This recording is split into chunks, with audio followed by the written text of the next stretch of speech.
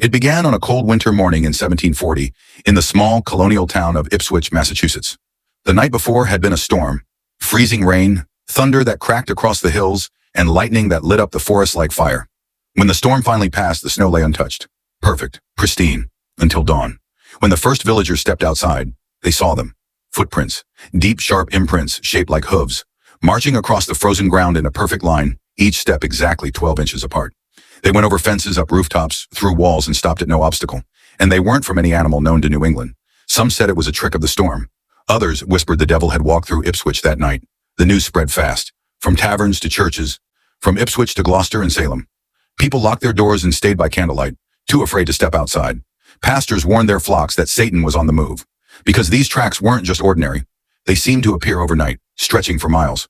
One farmer swore he saw a figure in black walking the fields, leaving the marks behind.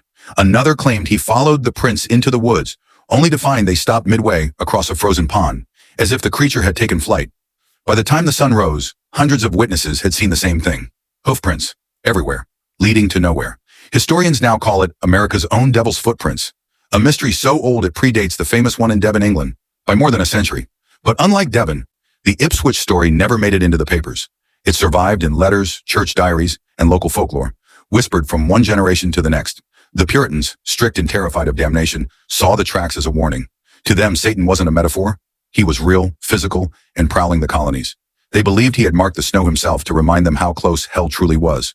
Some even said the prints began near a blacksmith shop, where a man had recently died after boasting he could shoe a horse faster than any preacher could quote scripture. That night, lightning struck the forge, and by morning, the footprints began right there. Modern explanations? There are a few. Some scientists suggest melting snow patterns, how heat and ice can create symmetrical depressions that look like hooves. Others think it was wildlife, deer, foxes, or cranes stepping in sequence through crusted snow. But the people of Ipswich weren't fools. They knew animal tracks. They knew what they saw. And they swore these prints were too precise, too even, too perfect, as if carved by something deliberate. And what makes it worse, every few decades, reports come back. Faint, mysterious hoof prints found after winter storms, sometimes near old Ipswich roads. Always in snow, always unexplained. So what really walked through Massachusetts that night? A trick of nature? A ghost? Or something darker, testing the edge of our world?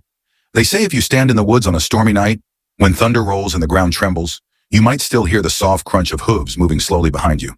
Step by step, closer. And when you turn, you'll see the same tracks in the snow, but none leading away. Subscribe, like, comment, and share. Thanks for watching.